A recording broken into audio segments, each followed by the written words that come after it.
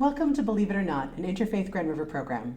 I'm your host, August Edelman, and I'm here with Ollie, who is a member of the Unitarian congregation. Thank you so much for being on the show. Thank you for having me.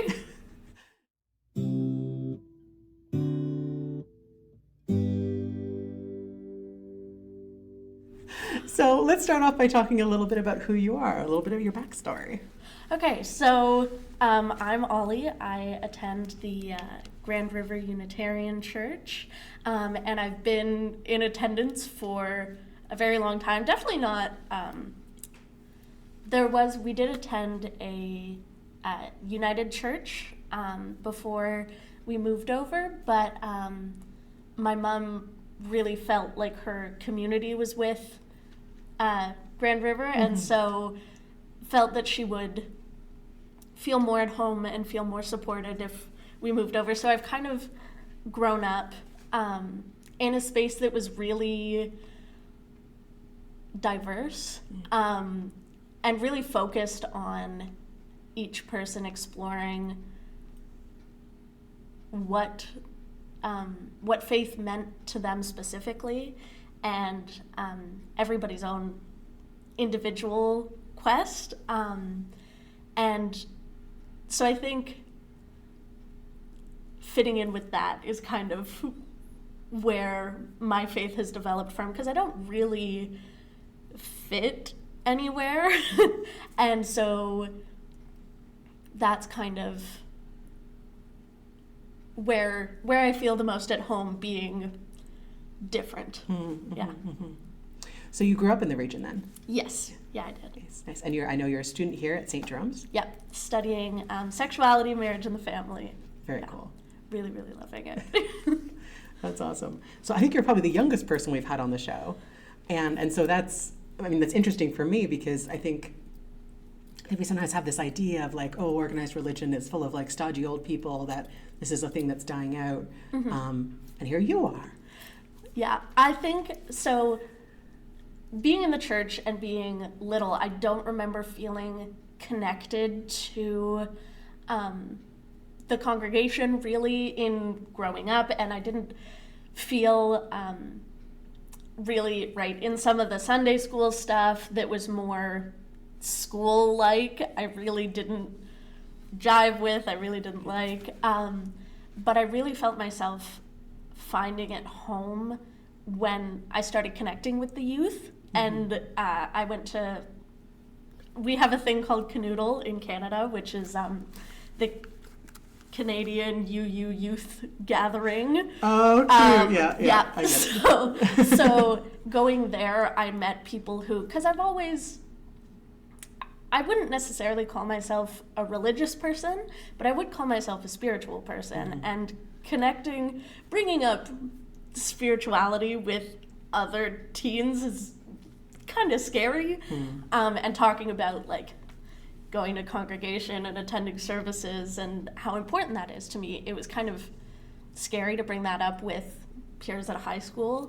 But being able to bring it up with other youth who I knew shared that was really important, and it's where I started seeing myself represented and really feeling like it was home and a space to really learn. So I think, and then so you end up aging out of being youth when you graduate high school, and you can choose to stay a year or two longer. It's not like anybody kicks you out. And I did a little thank you to the congregation and ended up saying somewhere in there something just about like home being something that you grow into. And I really feel like that fits where I am with the congregation. Is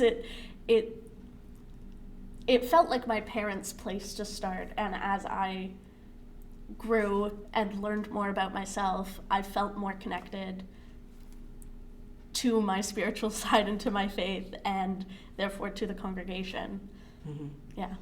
I think that's such a crucial piece that I think a lot of places of worship struggle with, is that transitioning children from the kids program to the youth program to being adult members. Yeah. And, I remember from my youth feeling very resentful because we always were given coloring sheets with like those really cheap crayons from the dollar store that are like really waxy. Thinking, oh, you can't even be bothered to get any Crayola in here. Why should I care? And it's such a funny thing to think, like, that's my abiding memory as a child. So my mom was the director of religious education at Grove for a while. She's not anymore. I don't remember when she stopped. But her biggest thing was about fun and making it into a space that kids would want to come back to, right? So letting them, and especially because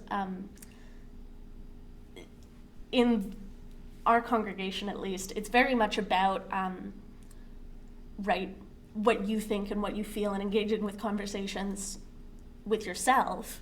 And so just making sure that there's, like, really interactive, fun ways that even if you're, like, faith really isn't a thing that I'm interested in exploring, at least you're going to want to come back on Sundays and have a good time with your friends, right? Yeah. So one of the things that I really loved was we watched, this was for like the age group right before you went into like the youth group, and we did The Twilight Zone because the guy who made it, I can't remember what his position was, but he was Unitarian, and so a lot of the principles are embedded within them. So you'd watch an episode and then you'd sit and be like, so let's talk about how weird and funky that was and maybe what the moral of the story is. And there was also a Simpsons age group that would watch The Simpsons and go through Unitarian principles that way. So just like bringing creativity into learning that way, I think is super important. That is so fun and creative and makes it fun. Yeah. Because you know, you never want youth to feel like, this isn't really for me. Oh, that's lovely to hear. Yeah. So you've mentioned that you're more of a spiritual person. Are there ideas that are sort of central to Unitarianism that are sort of that you hold close to your heart? Yeah, so I think my faith really connects to Unitarianism because it's a space for learning and a space for like growing, really. Like it really lets you explore things yourself, and it encourages you to encourage others to do the same. And so you're allowed to have the freedom to kind of like go with whatever you feel like. And so like my ideas on stuff have changed and will keep changing, and but one of the principles that I like keep coming back to is the respect for each individual's journey through truth and meaning, right? And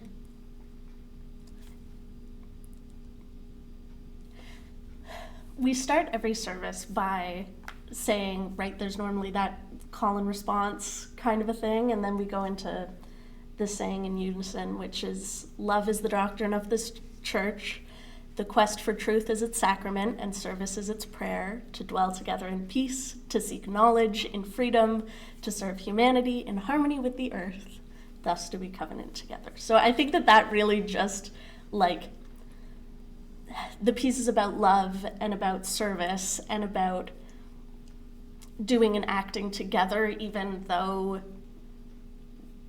we all have our individual ideals, is really, really important and brings people together, right? So it's a space where you can be not the norm, right? When coming here, I was asked about what I label myself as, and I've really been thinking about that a lot because I don't feel like I fit, right? And it's hard to feel like you don't fit, but it also gives,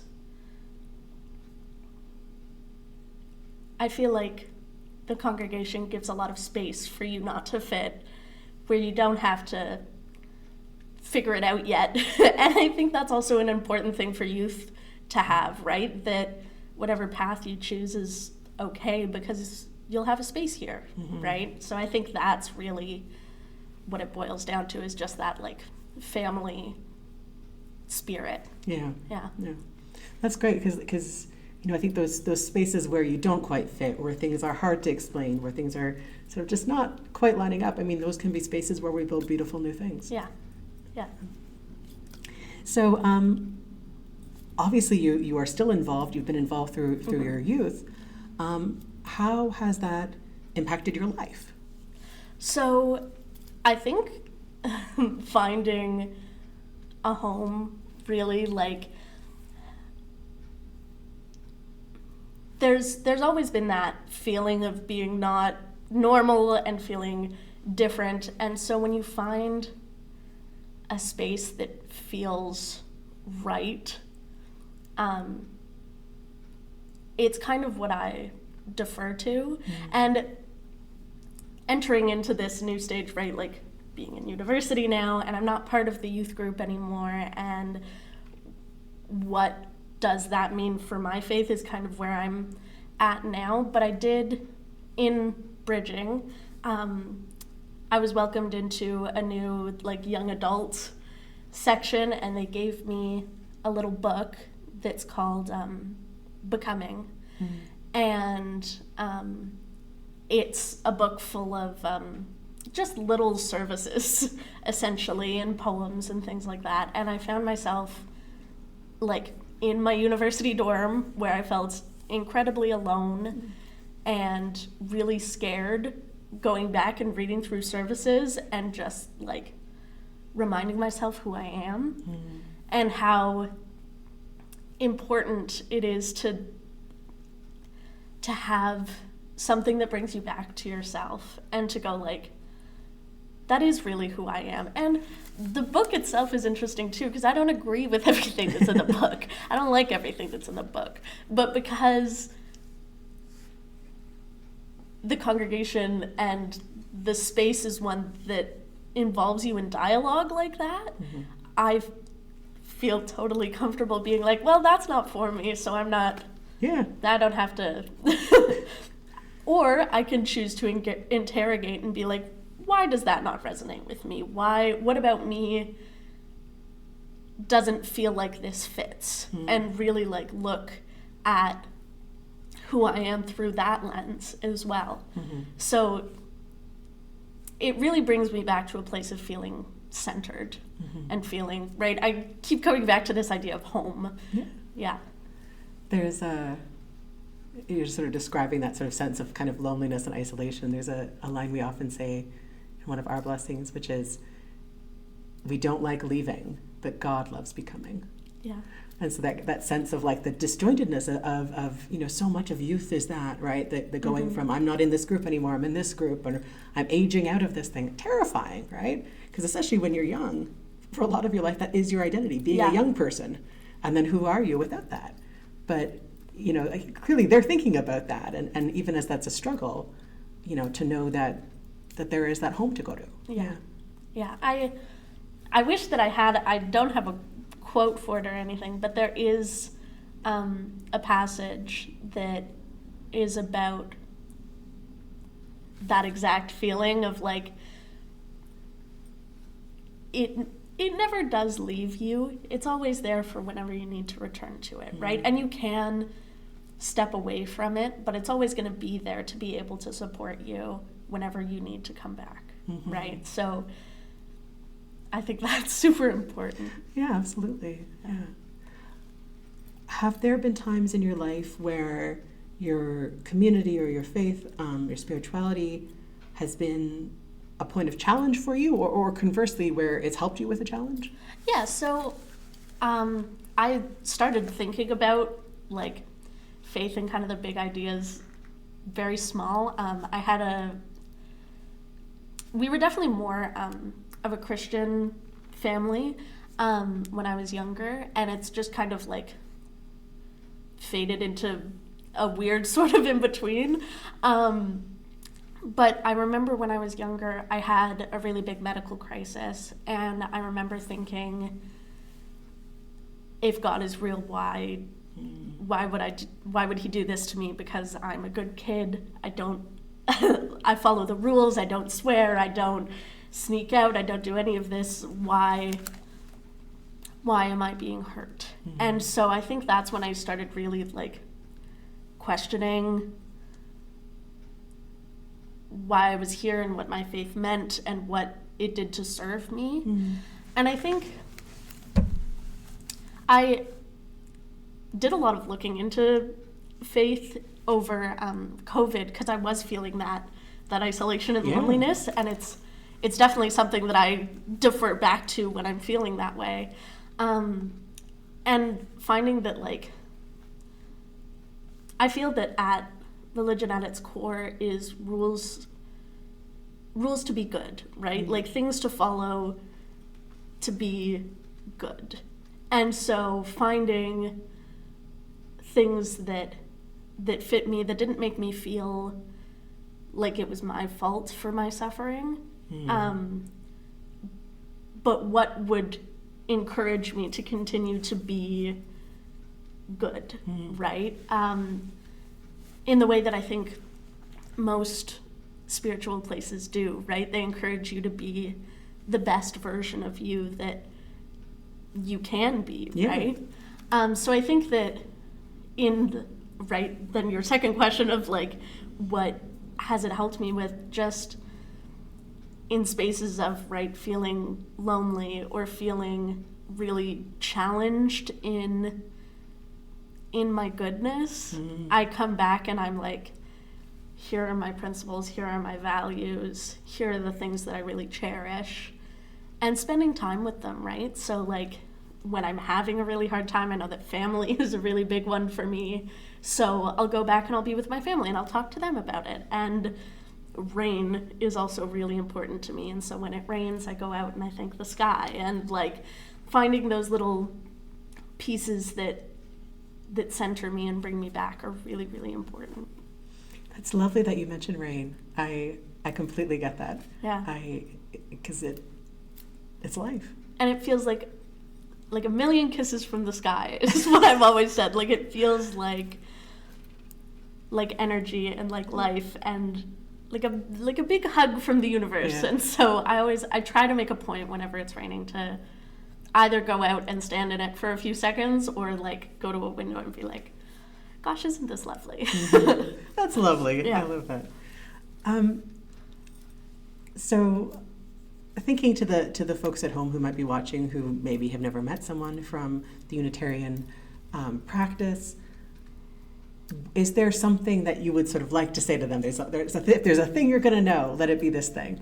I think just that there's a space where you can be different. Mm-hmm. That if you don't feel like you fit necessarily, or even if you do, there's spaces and people that you can connect with who are super interested in learning about your beliefs and learning about what you think and feel, and want to engage in conversations about what that means for you. And then,